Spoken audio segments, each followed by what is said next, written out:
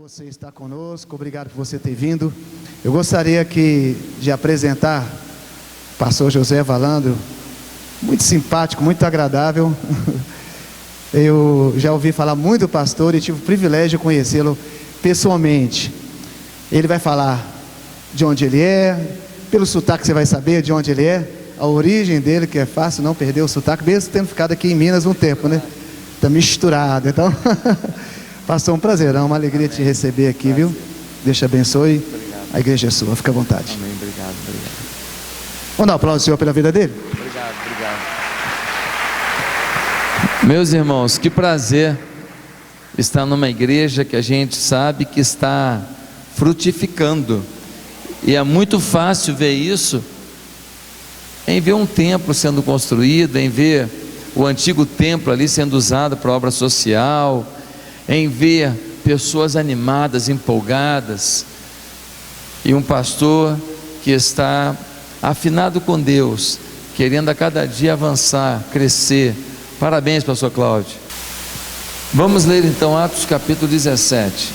Diz assim: tendo passado por Anfípolis e Apolônia, chegaram a Tessalônica, onde havia uma sinagoga judaica.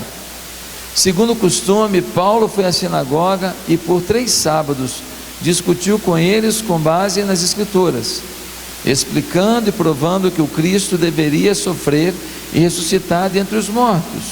E dizia: este Jesus que lhes proclamo é o Cristo.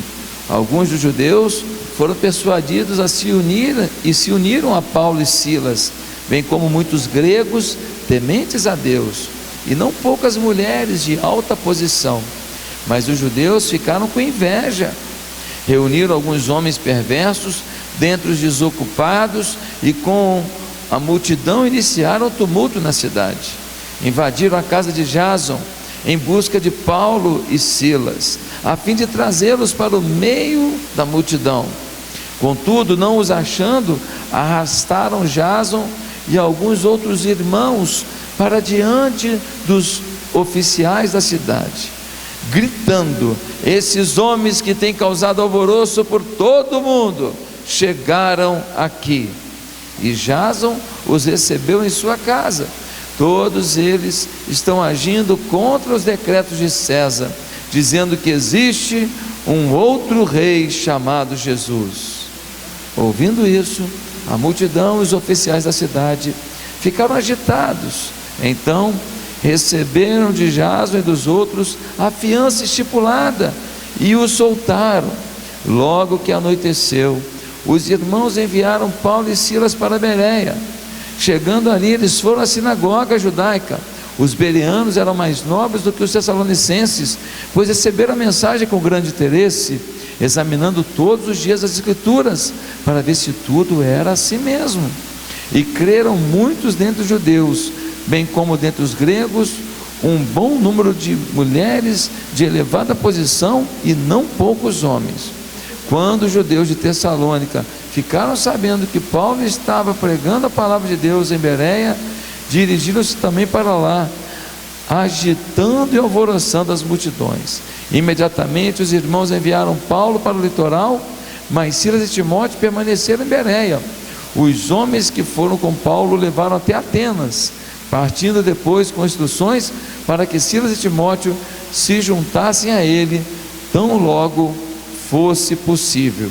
Enquanto esperava por eles em Atenas, Paulo, profundamente indignado ao ver que a cidade estava cheia de ídolos, por isso discutia na sinagoga dos judeus e com gregos tementes a Deus, bem como na praça principal todos os dias com aqueles que por ali se encontravam. Alguns filósofos epicureus e estoicos começaram a discutir com ele. Alguns perguntavam: o que está tentando dizer esse tagarela? E outros diziam: parece que ele está anunciando deuses estrangeiros, pois Paulo estava pregando as boas novas a respeito de Jesus e da ressurreição. Queridos, eu não aguento mais a minha cidade como está. Eu não sei quanto a você, mas para mim já deu. Eu não aguento mais a insegurança que o Rio de Janeiro tem. Talvez você diga, mas Belo Horizonte é mais tranquilo, mas não é muito mais não. Não se iluda. O irmão fez um corte por um bairro aí com um carro. O pastor que me pegou, como é o nome dele? Adalt? É? Pois é. Ele deu um corte assim, e quem mora no Rio já conhece o lugar perigoso. Eu falei, irmão, tá tudo bem? Já falei, esse bairro aqui foi o mais perigoso da cidade, mas agora está mais assim. Eu falei, pois é, irmão, quem morou no Rio, passou um lugar perigoso, já sabe, já sente o clima, já avalia. Eu não aguento mais, sabe o que? Uma escola aparelhada, que fala para o meu filho pequeno, fala para a sua filha pequena assim, ó, você não é menino não, hein? Você não é menina não. Um dia você vai resolver o que você é. Mas e aí? Aí eu vou resolver se eu sou menino ou menina? Não. Tem 70 gêneros para você escolher. Eu não aguento mais o menino crente ir para a faculdade e ele falar assim, ó, sexo é dentro do casamento, porque eu casei virgem com 25 anos. Tá certo? Eu não tenho vergonha de falar não. Eu falo para todo lugar que eu vou. Eu casei. Então esse papo que não dá para segurar, não, que a gente não aguenta, é besteira, historinha. Conta para outro, para mim não. Ah, pastor, que você é meio devagar, o caramba. Meio devagar. Meio devagar. Meus hormônios não se converteram. Não se converteram. Mas eu tinha algo maior para vislumbrar. E as coisas que acontecem comigo hoje tem a ver com o que a gente semeou lá atrás, tá? Tem muitas bênçãos que você vai colher 20 anos depois, 10 anos depois. E meus queridos, eu não aguento mais uma escola que se o menino falar assim, não, eu vou, sexo é dentro do casamento, não, eu não quero ir na passeata LGBT, não, eu respeito quem vai, mas eu não quero ir. E se ele falar isso, ele é marginalizado, ele toma bolinha de papel na cabeça, ele toma teco de giz na cabeça. Eu não aguento mais essa falta de respeito. Eu não aguento mais o carnaval botar um demônio em Jesus no seu desfile, e o demônio joga o Jesus no chão, bate no Jesus, humilha o Jesus, e empurra o Jesus, cospe no Jesus e vence Jesus. Mas se você falar uma coisa desse tamanhozinho aqui, ó, eles te chamam de quê? Eles te chamam de homofóbico, eles te chamam de desrespeitador, eles te chamam de torturador, te chamam de um monte de coisa. Eu não aguento mais uma cidade em que o governo paga passeatas para ofender a igreja, em que as pessoas vão, carregam um crucifixo e enfiam o crucifixo nos seus órgãos genitais em praça pública. Foi isso que eles fizeram na passeata LGBT. Eu não aguento mais a falta de ética das pessoas, falta de ética de tudo quanto é lado, de gente que vai para a igreja, mas não tem ética nenhuma, não tem respeito pelas autoridades espirituais, não tem respeito pelos seus pastores, pelos seus líderes de célula, não tem respeito pela sociedade, não tem respeito pelas autoridades constituídas, não tem respeito pelo pastor da igreja do lado. Eu não aguento mais cadeia lotada, cadeia abarrotada, e só aumenta. Aí vem uns irresponsáveis de Brasília e fala assim, faz o seguinte, solta todo mundo. Pô, mas soltar não é resolução, porque os caras ficaram lá 2, 3, 4, 5, 10 anos aprendendo a ser mais criminoso ainda, então eles saem de lá mais criminosos ainda. E aí? Ah, mas desafogou a cadeia e eu fico trancado dentro de casa, na cadeia dentro de casa. Tem que ter uma solução para ajudar esse presidiário a não voltar para o crime. E aí qual é a solução? Ah, pastor, é a política. A política não vai resolver. Eu particularmente, quem não concorda eu respeito, eu particularmente acredito que o Brasil, e os índices estão aí, a economia subindo, um monte de coisa acontecendo, caindo o desemprego, um monte de coisa. Eu acredito que o Brasil está entrando num caminho muito bom, muita coisa boa vai acontecer. É só você ver aí, é só você, esquece a ideologia, olha os dados, você vai ver que isso está acontecendo. Agora, achar que a política vai resolver o problema do Brasil, piada. O que vai resolver é as ONGs, as ONGs, as instituições sociais. Mentira! Um monte de instituição social é só para lavar dinheiro. Um monte de instituição social pega verbas públicas para se dar bem. Nós plantamos uma igreja há um mês atrás, lá em São Raimundo Nonato, sertão do Piauí, 3% de evangélico. Nós plantamos uma igreja lá agora.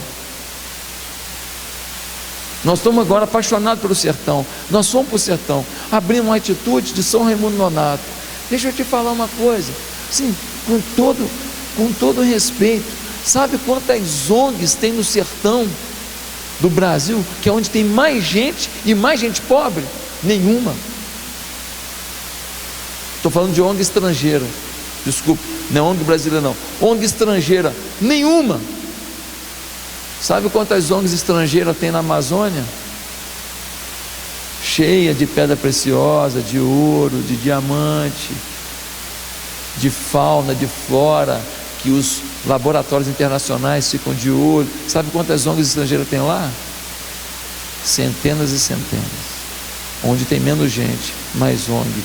Piada a gente achar que ONG vai resolver. Pastor, quem que pode dar uma solução nisso? Eu quero te falar, quem pode mudar a minha cidade e a sua cidade, quem pode mudar essa nação é apenas o Espírito Santo. E nós temos que acreditar que chegou a hora do Espírito Santo mudar a nossa cidade. Aí você fala assim, ué, se o Espírito Santo muda, por que ele não mudou? Ele tem todo o poder, manda ele mudar. É porque o Espírito Santo trabalha através da principal organização do mundo, depois da família, que é a igreja. O Espírito Santo decidiu que ele vai atuar através da família e da constituição de aglomeração das famílias, que é a igreja. Ou seja, quem pode mudar a realidade da nossa cidade para valer é a igreja, pelo poder que emana do Espírito Santo. E aí, o capítulo 17 de Atos vai nos dar uma dica tão gloriosa de como que o Espírito Santo transforma a cidade. Por quê? Porque Paulo chega com Silas em Tessalônica, e ele tem uma das experiências mais fortes do ministério de Paulo. A igreja de Tessalônica, talvez seja, alguns estudiosos acreditam, foi o maior sucesso da história do ministério de Paulo. Por quê? Porque o cara chegou lá, com 3 semanas plantou uma igreja. Essa igreja se tornou uma igreja relevante para toda a Ásia, para toda a Caia.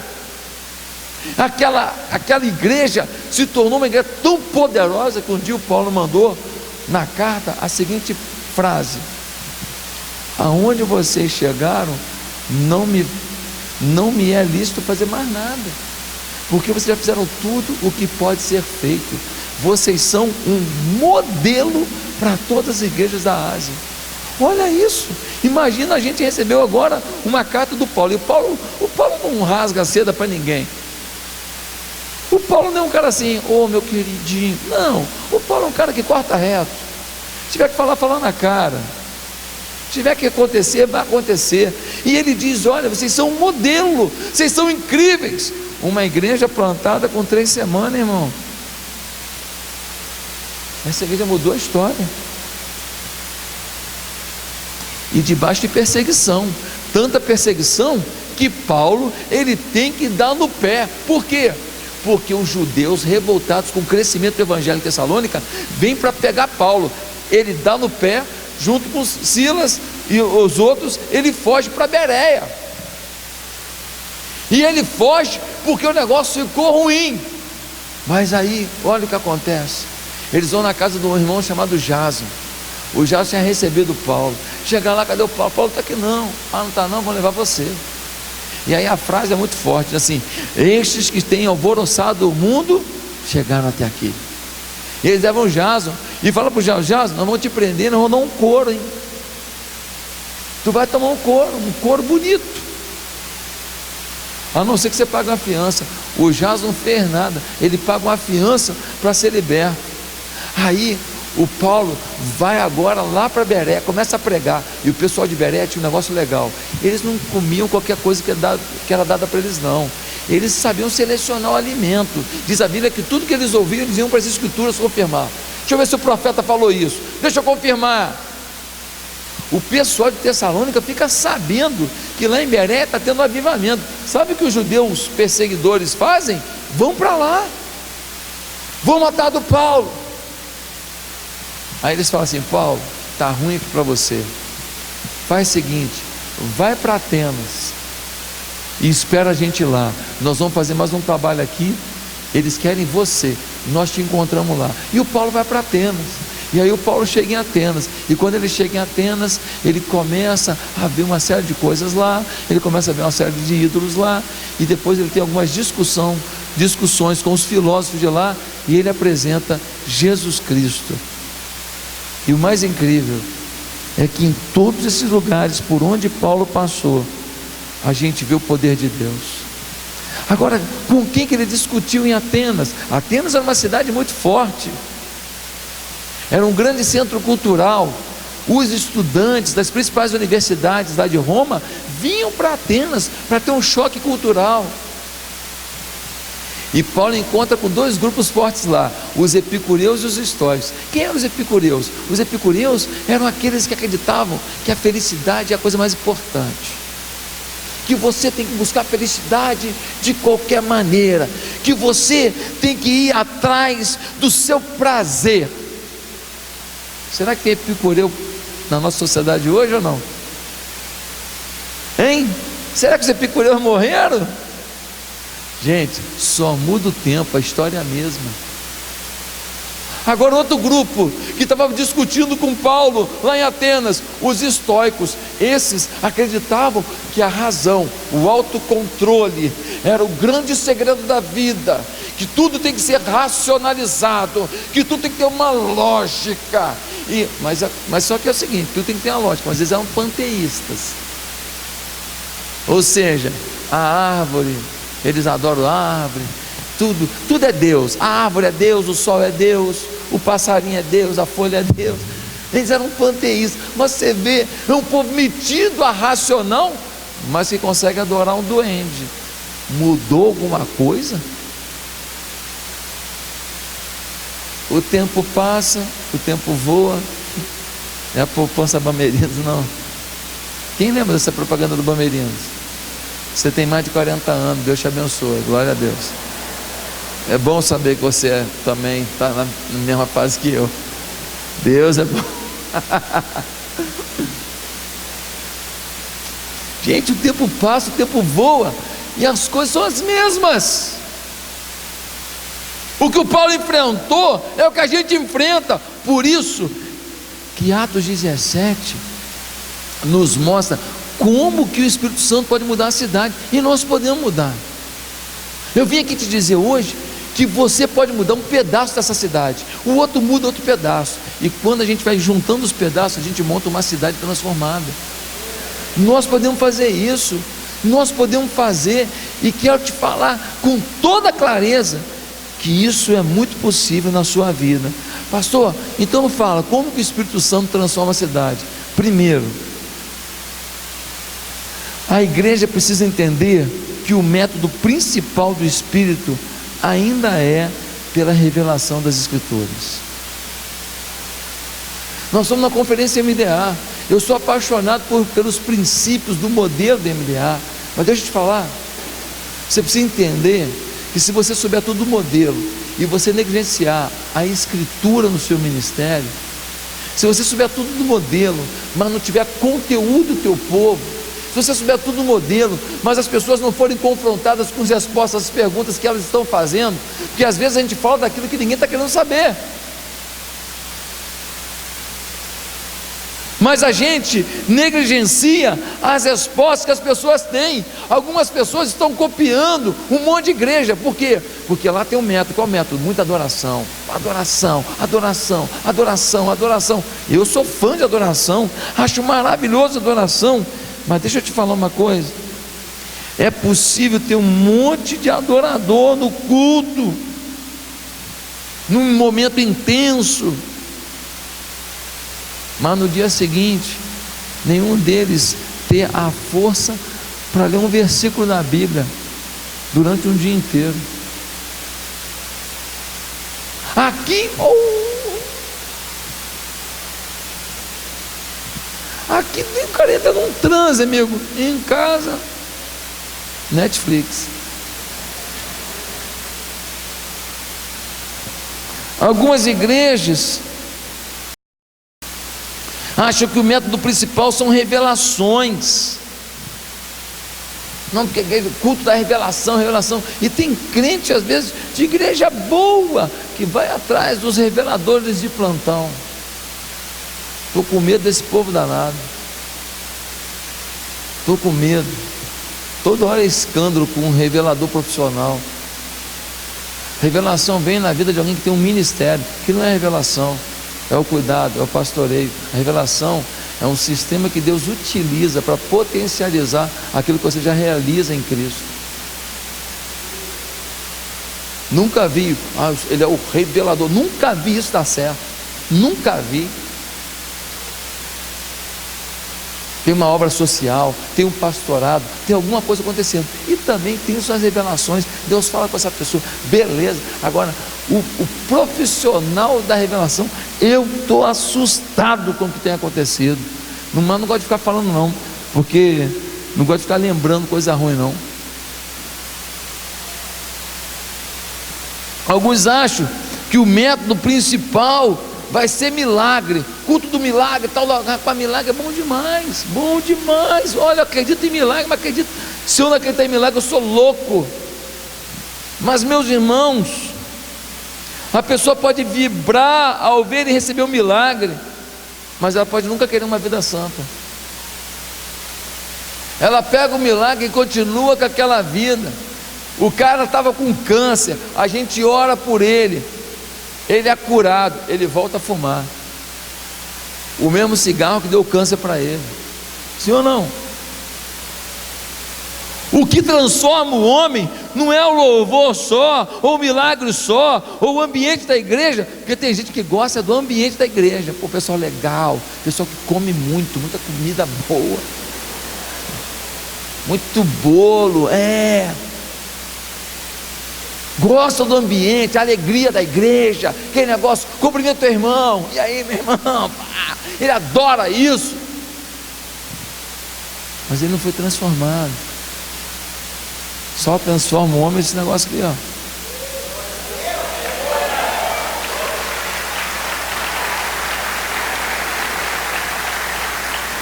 Se a gente fizer célula para entretenimento, célula para fazer um monte de amiguinho, e a gente não fizer célula para transformar pessoas, a gente esqueceu o caminho que a Bíblia nos apresenta. Célula que não transforma a pessoa é a crise de amanhã, é a divisão de amanhã, é a decepção de amanhã. O cara está com 20 células, daqui a pouco está com 2. Por quê? Porque era tudo gente empolgada, porque tinha muita alegria, tinha muita mobilização, tinha muita festa, tinha muito passeio, mas não tinha transformação de Jesus. Meus queridos, a pessoa pode gostar muito, mas ela tem que se converter. Eu soube de um homem chamado Greg Lehman. Ele era um cirurgião muito forte, muito poderoso, muito rico. E só que o pavio dele era curto. Ele se tornou um cara agressivo. Quando ele ficava chateado, ele era muito duro com a família. E aí eles tinham uns vizinhos que eram cristãos, e os vizinhos cristãos sempre sorrindo, e ele não tinha essa alegria dentro dele, a alegria dos vizinhos saudando, opa, tudo bem, agredia ele. Meu querido, olha só, se você não agride ninguém com a vida que você está levando, deixa eu te falar alguma coisa aqui. Se você não encontrou com o diabo hoje, você deve estar indo na mesma direção. Não tem quem vive a vida do Evangelho e não agride alguém. Não tem. Não, ninguém se incomoda com a vida que eu vivo. Meu irmão, tu tá mal, hein? Tu não tá legal não. Te afirmo isso. A luz de Cristo, ela incomoda as trevas. Incomoda. É uma coisa linda, tremenda. Você chega, você já saiu de um lugar muito escuro e chegou assim, estava um céu aberto, um solzão. O que aconteceu com o seu olho? Você sai de um lugar escuro, você vira assim aquela luz, não incomoda? Você é a luz que chegou, irmão. Se a luz incomoda. Meu amado irmão, aquele homem ateu se orgulhava disso. Eu sou ateu, não preciso disso. Sabe o que ele fez?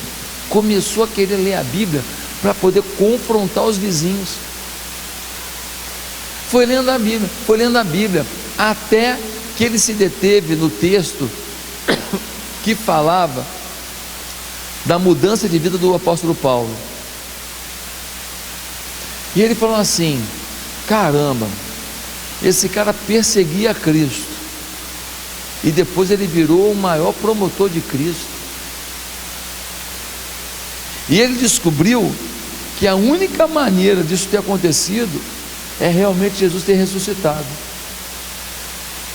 Porque se Jesus não tivesse ressuscitado, um cara tão lógico quanto Paulo não teria aderido ao cristianismo. E ele falou assim, ele começou a ficar confuso com isso. E o Espírito Santo começou a trabalhar no coração dele. Até que um dia ele recebeu uma pessoa para uma consulta. E a pessoa virou para ele no final da consulta e falou: doutor, se o senhor morrer hoje, o senhor tem certeza da sua salvação? E quando aquela mulher perguntou aquilo para ele, ele ficou ofendido, revoltado, chateado, foi para casa. Mas quando chegou em casa, ele começou a pensar na crise que ele vivia, no coração dele que não era feliz, na pergunta daquela mulher. E ali ele se converteu, lendo a Bíblia sozinho. Lendo a Bíblia sozinho.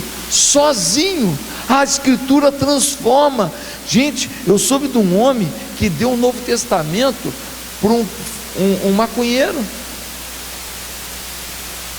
Aí o maconheiro falou assim: é folha boa para enrolar um baseado. Fala baseado aqui também? Fala? Em Minas fala, né? Folha boa para enrolar um baseado. Aí o cara falou assim: pô, legal, cara, então fuma. Só quero te pedir uma coisa. O quê?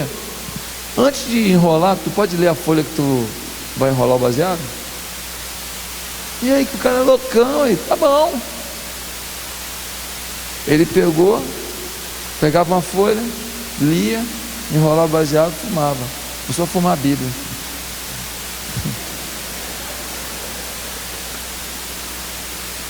Sério? Enrolou primeiro, chegou uma hora, se converteu, fumando a Bíblia. Olha isso. Meu irmão, a Bíblia até fumando ela muda você. É um negócio impressionante. Queridos, nós temos que revelar as Escrituras, a palavra de Deus. Ah, porque na igreja tem que ter ministério disso, ministério daquilo. Você começa a querer copiar tudo de todo mundo. Daqui a pouco você é uma coxa de retalho, você nem sabe mais o que você é. Está na hora da gente crer no poder de Deus através da sua palavra. Temos que pensar que mensagem estamos pregando. Será que estamos conscientizando as pessoas do seu pecado? Ou será que estamos apenas entretendo as pessoas, dizendo: ei, vem para cá, você é a cabeça, você não é a cauda, ei, você vai ser feliz, ei, papai do céu vai abençoar você, ei, papai do céu vai te dar tudo. Não vai dar tudo se você não santificar. Não vai mudar a sua história se você não tiver humildade, porque quem se humilha é exaltado. É Bíblia. É Bíblia. Temos que ensinar a Bíblia, os princípios da Bíblia. Temos que mudar as crenças. Ah, pastor, eu sou uma mulher que não estudei, eu sou uma mulher cheia de limitações, eu fui abusado quando era pequena, e meu pai não gostava de mim, minha mãe me abandonou e tal. Então assim, se eu conseguir só pagar minhas contas e viver a vida, tá bom. Está errado. Na Bíblia isso está errado. Na Bíblia diz que se você tiver crenças saudáveis, crenças de grandeza de Deus, crenças de objetivos grandiosos, crenças de que você é um filho amado, você chegará às imagens que sua mente conseguir mapear. É o que a Bíblia diz. A Bíblia diz que tal qual tu pensas, tu és. A Bíblia diz que se teu coração estiver legal, que você pode sonhar com qualquer coisa. Sobre todas as coisas, guarda o teu coração, porque dele provém as entradas da vida. É o que a Bíblia diz. O que a Bíblia diz tem nada a ver com eu sou pequeno, eu sou fraquinho. Meu irmão, domingo, pega o sermão de domingo, vai na internet lá, vai no YouTube lá, vê o sermão de domingo, eu falando de Gideão. Gideão me cansa. Me cansa, Gideão, cansa, cara. Tem muito Gideão aí mesmo. Aí Deus doido para com 300 fazer ele ter uma maior batalha, a maior vitória, a maior conquista, e ele reclamando, choramingando. Querido, é a palavra que faz isso com a gente. É a palavra que coloca crenças, mente de Cristo na vida da gente. Segundo lugar, como que o Espírito Santo transforma a cidade? O cristão precisa pregar sem inibição diante de qualquer pessoa. Nós temos que ensinar para as pessoas o seguinte: se você é um cristão, você tem um compromisso com a cara de pau. Se você é um cristão, você pode ter vergonha de qualquer coisa, mas se é para pregar, você tem que ser um cara ousado, cara de pau mesmo, entrão. Não tem outra opção. Pastor, mas a minha sua personalidade vai ser manipulada pelo Espírito. Dá uma olhada só, gente, no versículo 4, no versículo 2, a gente já tinha lido o que? Olha aqui o que está dizendo: Paulo foi à sinagoga e por 3 sábados discutiu com eles com base nas escrituras. Então a escritura foi o princípio de Paulo para mudar a cidade. Agora olha o versículo 4. O versículo 4 vai dizer assim: alguns dos judeus foram persuadidos e se uniram a Paulo e Silas, bem como muitos gregos tementes a Deus, e não poucas mulheres de alta posição. Se converteu judeu, sim ou não? Converteu grego? Converteu gente rica? Converteu tudo. É judeu? Vem cá, tem um negócio para te falar. É grego? Vem cá, quero conversar com você. Tem dinheiro? Senta aqui, eu vou te falar um negócio. Paga o almoço, está com dinheiro? Paga o almoço, eu te falo um negócio. Eles não tinham medo. Não, calma aí, esse pessoal é rico, esse pessoal é importante, esse pessoal é não sei o que lá. Não, meus irmãos, Deus tem me dado o privilégio de orar e falar, de pregar para o nosso presidente todos os meses. Todos os meses. Todo mundo precisa ouvir. Todo mundo carece de ouvir. Mas é deputado, é senador, é o presidente, não sei o que lá. Meu irmão, você tem as palavras do Evangelho. Eu gosto de Mateus capítulo 10, que diz assim: quando você estiver diante dos grandes, não tenha medo, porque o Espírito vos dará as palavras. O Espírito vos dará as palavras. Meus irmãos, mulher rica, grego, judeu, todo mundo se convertendo. Qual é a boa notícia? É que o mesmo Espírito que usou essas pessoas lá continua usando a gente hoje. Você pode ter um português sem vergonha, mas você tem a sabedoria do Espírito. E tem gente que tem cultura para danar e não tem sabedoria nenhuma. Sim ou não? A sabedoria vem quando a gente se apega à palavra. O Espírito Santo vai falando, vai transformando. Eu me lembro que uma vez eu fui chamado para um programa de televisão. Eu estava novo no Rio de Janeiro e eu nunca tinha ido nesse programa de televisão. Era um debate, e o assunto a ser debatido naquele programa de debates assim, temas meio evangélicos, O assunto era moda. Pô, moda, meu irmão. Mas eu não queria perder a chance na televisão, fui, né? Falei, moda não tem nada a ver comigo. Falei, Jesus amado, moda. Aí fui. Aí estava eu, tal, e tinha um professor universitário ateu. E ele de frente para mim na mesa. E aqui a Eliane Ovale, que era apresentadora do programa, ela aqui mediando a conversa. Lá pelas tantas, gente, o professor universitário, ele vira para mim e fala assim: pastor, é possível ter um culto com todo mundo nu? A pergunta do miserável, cara. A pergunta. Gente, eu novo, acanhado, primeira vez num programa de televisão, assim, um debate, programa de televisão, primeira vez, o cara me pergunta isso. Mas olha o que o Espírito faz. Eu falei assim, na hora, assim, ele falou, puf para cá do ping-pong, a bolinha puf para lá. Eu falei assim, sim, no Jardim do Éden acontecia todo dia. Meu irmão, pensa num cara com cara de mongol. Cara, ele ficou assustado, ele falou, cara, porque ele devia estar pensando nisso. Ele tinha uma pegadinha para mim. Aí eu viro logo em seguida e falo assim: eu é que não tenho condição de dirigir esse culto. Pronto. Todo mundo começou a rir, e ele com aquela cara de troncho lá, com aquela. Aí você fala assim: pastor, você é inteligente. Não, inteligente não, eu não tenho inteligência para isso não. É o Espírito Santo. O Espírito Santo não vai deixar você envergonhado não, meu irmão. Nós temos que pregar o tempo inteiro, pregar para quem vier, é famoso, não é famoso, é rico, não é rico, é pobre, é o que for, nós temos um compromisso com a pregação. Você sabia de uma coisa? Quantas vezes eu vi garçons chorando na minha frente? N vezes. Porque toda vez que eu vou no restaurante, toda vez não, quase toda vez, está me servindo ali, eu falo: como é que é o seu nome? Ah, meu nome é Wilson. Wilson, eu vou orar aqui agradecendo a comida, você está me servindo com tanta gentileza, eu posso orar por você? Não é para o Wilson falar que não, está me servindo, que é 10%.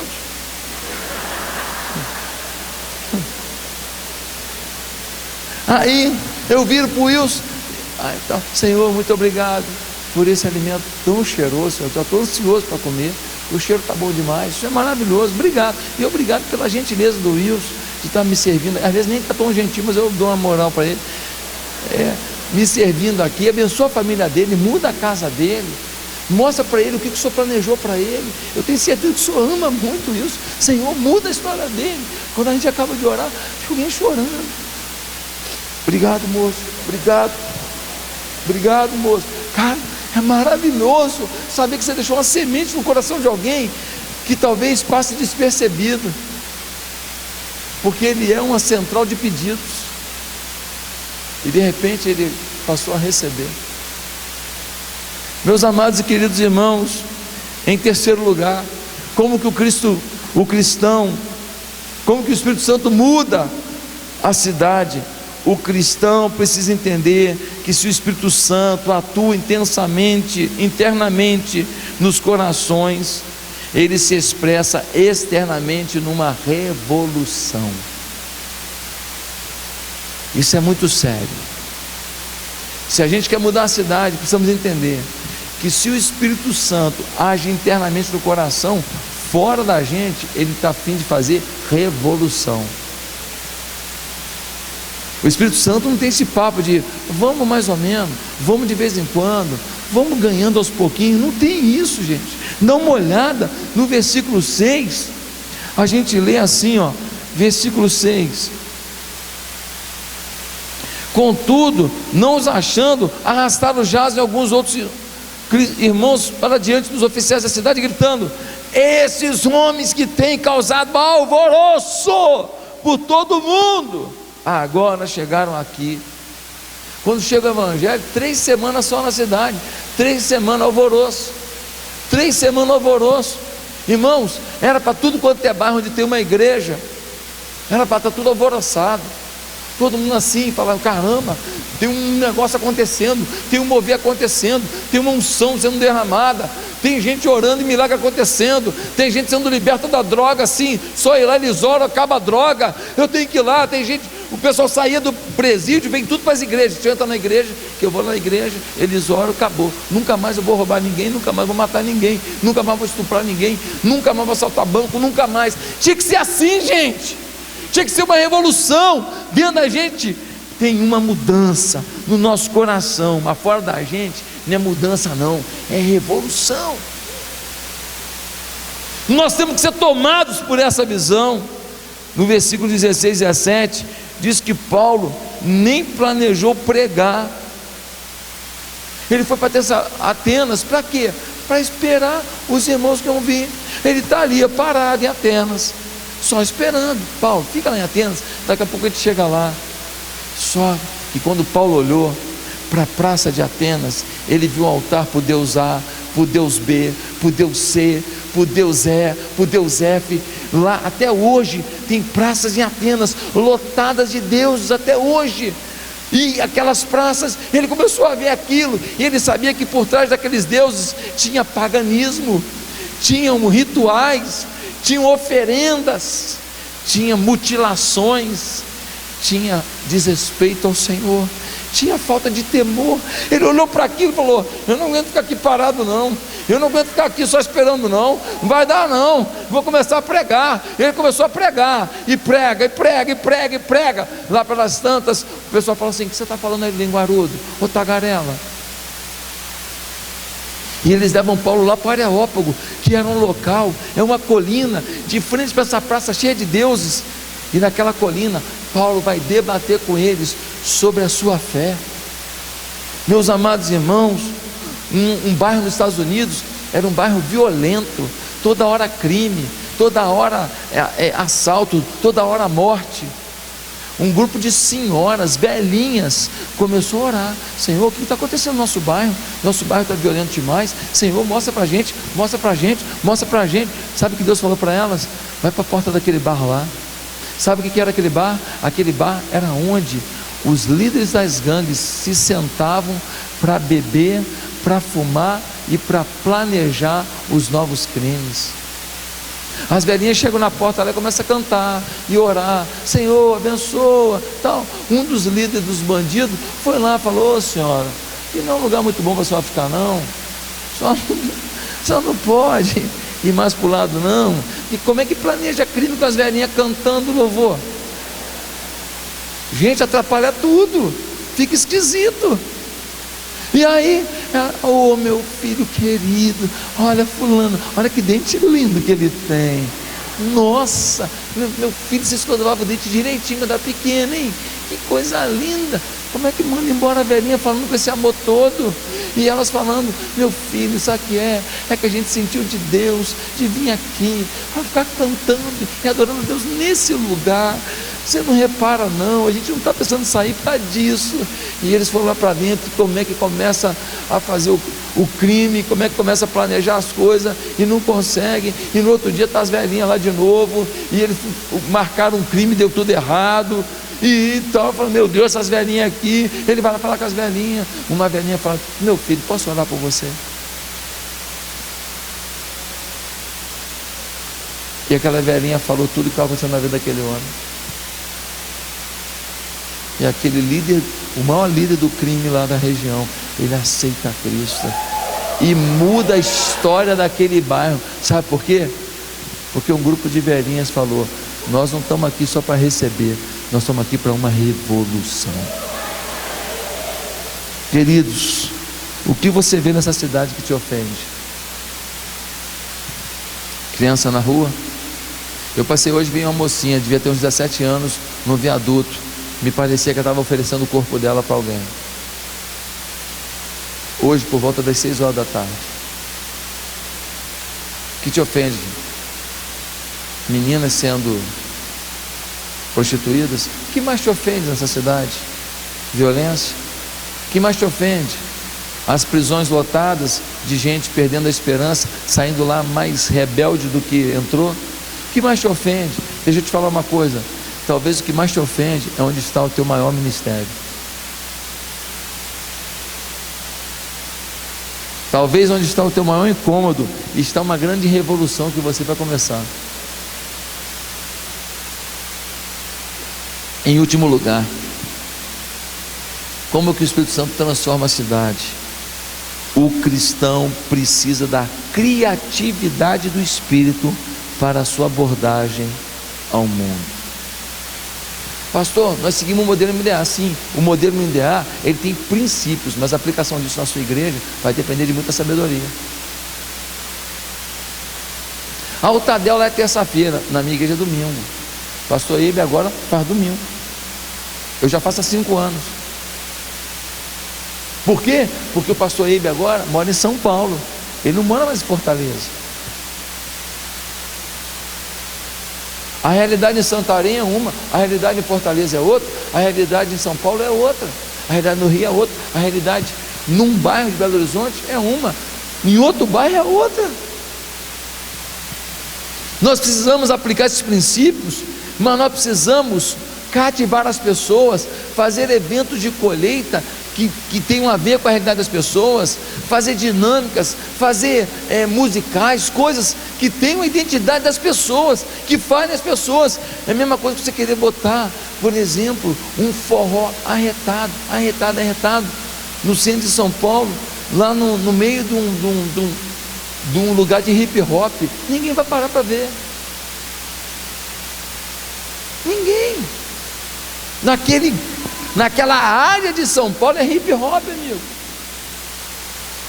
Você tem que fazer a leitura, né? Usar os princípios sem uma inteligência.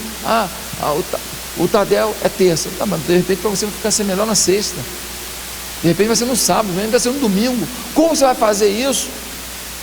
Treinamento de líder, que dia que você faz? Faço quinta-feira. De repente você não vai poder fazer quinta-feira. Quinta-feira ninguém vai chegar. Quantas pessoas vão fazer discipulado a 1? Tem um lugar que as pessoas conseguem discipular 3 pessoas muito bem. Tem lugar que eles não vão conseguir fazer nem 3 muito bem. É um lugar difícil. As pessoas moram longe um do outro. Se você der 3 discípulos para ele não vai conseguir encontrar. Você tem que fazer a leitura. Não, mas então ele vai fazer 3 discípulos, mas vai fazer de 15 em 15 dias, e vai fazer assim, vai fazer assado, e durante a semana ele vai falar pelo telefone, uma semana, na outra, não sei, tem que pensar, tem que analisar, como que implanta. Os princípios são maravilhosos, tremendos. A instalação precisa de criatividade. Pastor, por que você está falando isso? Dá uma olhada no versículo 19. Versículo 19, a gente lê assim: então o levaram a uma reunião do Areópago, onde lhe perguntaram: podemos saber que novo ensino é esse que você está anunciando? Você está nos apresentando algumas ideias estranhas e queremos saber o que elas significam.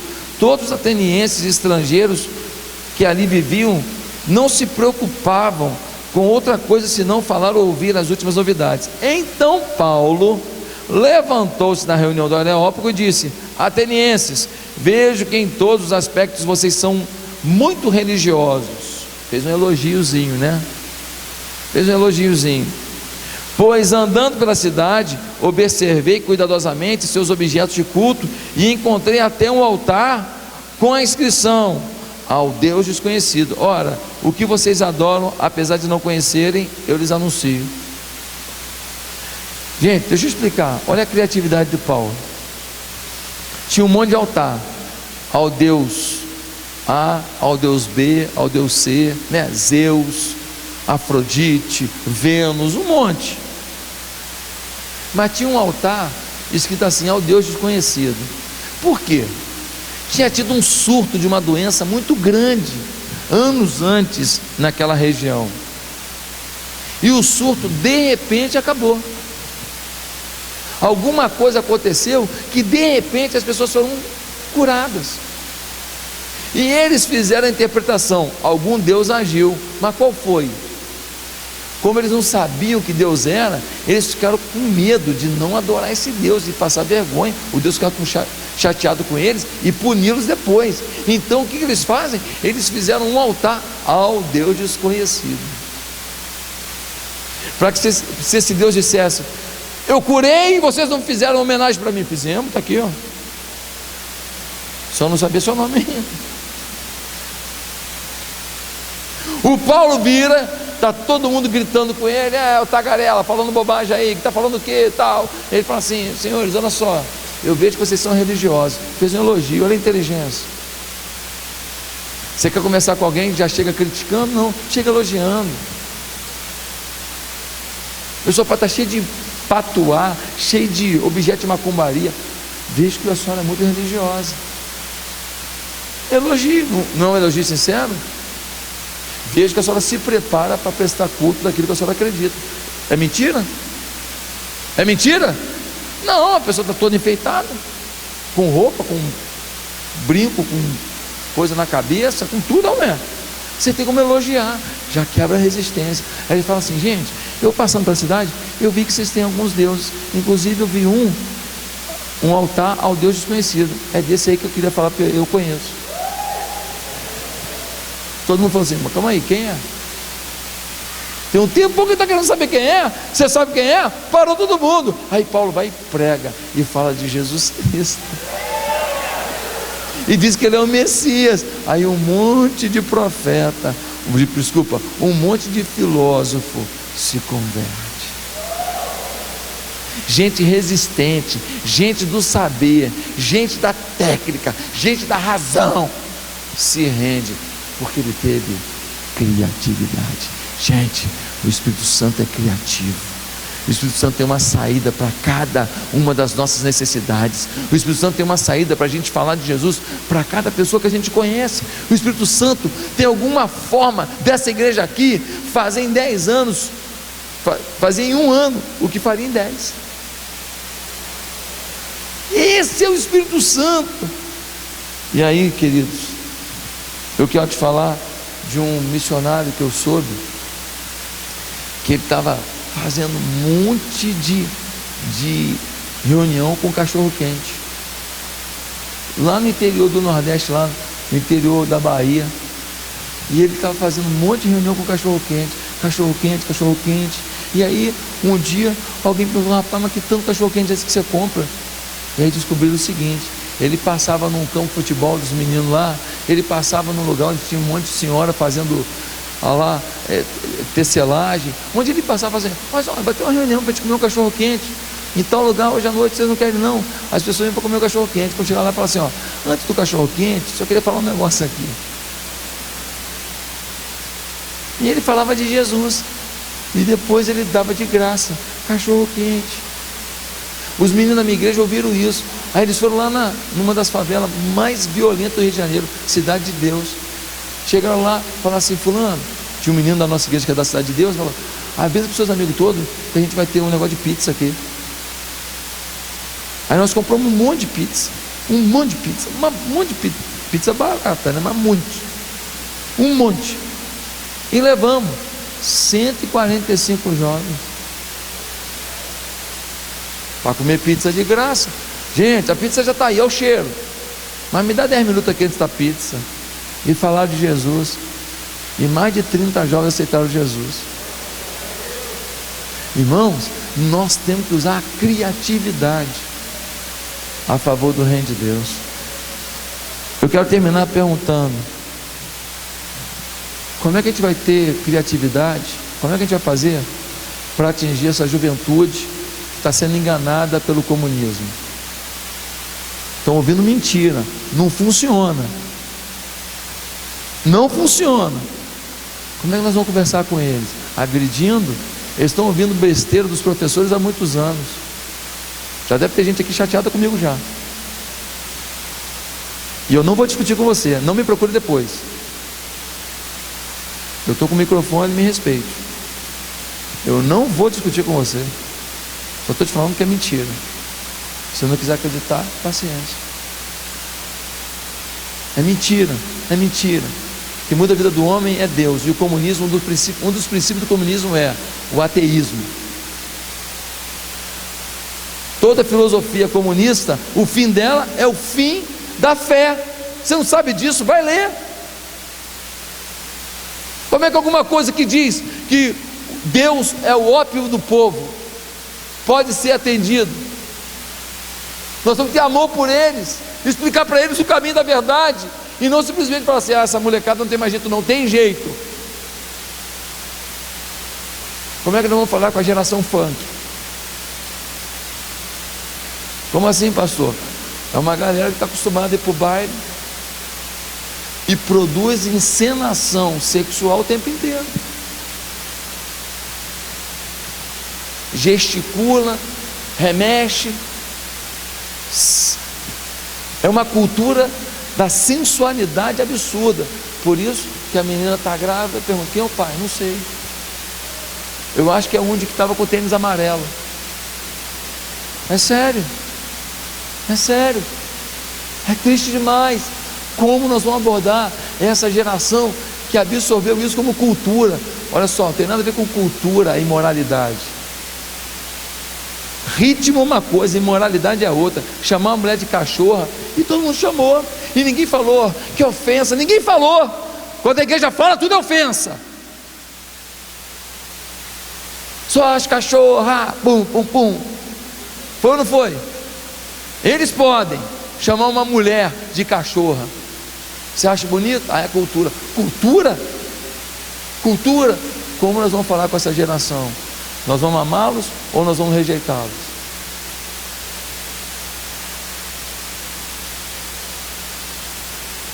Nós temos que saber. Nós vamos abandonar ou nós vamos mudar? Bem, gente, está diante de nós um grande desafio. Mas eu queria dizer para você de todo o coração: Deus pode mudar essa cidade. E Deus não vai usar de uma bomba que exploda no céu, todo mundo veja e fique pensando: é o filho do homem. Não. Deus vai usar cada um de nós como um agente de transformação. Gente que talvez não sabe nem o potencial mínimo que tem, mas o seu potencial mínimo na mão de Deus é muito. E Deus nunca dará o muito a quem não for fiel no pouco. Lembre-se que a minha igreja tinha menos de 30. Lembre-se que a arrecadação da minha igreja era 13 mil reais. Não foi fácil. Ah, Deus foi agindo. Deus não foi agindo logo não. Vem achando: ó, você chegou lá, já começou o milagre. Não começou o milagre logo não. Alguns milagrezinhos foram vindo, mas gente mesmo que era um milagrão estava demorando. Deus quer te usar para coisa grande. Acredita. Se consagre. Vai para a Escritura. Lê essa palavra. Não abra mão disso. Ah, mas eu estava conversando com a pessoa, falei até com as coisas que eu aprendi com o psicólogo. Irmão, olha só, na célula a gente não é psicólogo, a gente dá aconselhamento bíblico. Como é que eu aconselho? Eu sou líder da célula. Cita o que você sabe de Bíblia. Cita a Bíblia, cita a Bíblia. Você não tem que ser pós-graduado em nada. Não, eu quero que minha líder de célula seja fulana que ela é psicóloga. Não precisa ser. Não precisa ser. Que bom que ela é, mas não precisa ser. Nós precisamos citar a Bíblia. Bíblia. Escreve Bíblia na sua casa. Bota a Bíblia na parede. Adesiva a Bíblia num canto. Entrega versículo de Bíblia para decorar para a semana seguinte. Bíblia. Bota a Bíblia na vida das pessoas, que você vai botar transformação. Que Deus mude a nossa história, para que a gente mude a história de